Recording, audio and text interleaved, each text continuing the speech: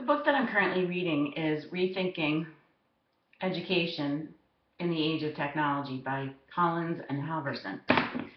While reading this book, I was constantly arguing its points in my head.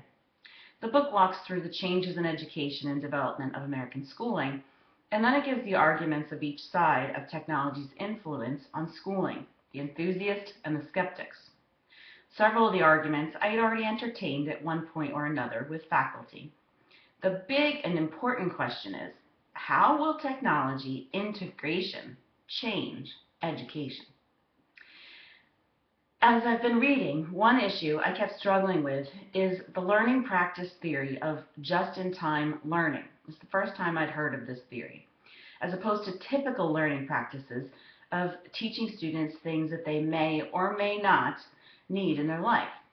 The debate stems from the argument that young learners today are accustomed to researching things they need or desire to know right at the time or place that they're at, of course with mobile devices and the internet so readily available.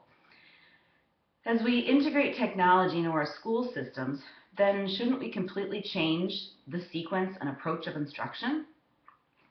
At the least, and I quote from Collins and Halverson, integrating just-in-time strategies into school curricula will loosen the rigidity of the traditional curriculum and create a legitimate space for learning technologies in the classroom.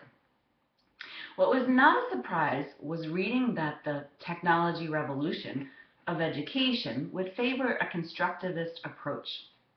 Learning will be driven by the student solving issues to learn rather than the teacher always taking the lead. Problem-based learning is a type of constructivist learning and allows students to have a more personal connection to their learning.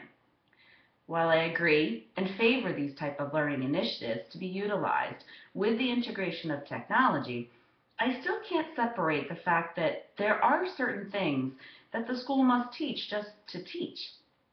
I was helping my daughter with a cell project the other week and going over every single part of the in part of a cell.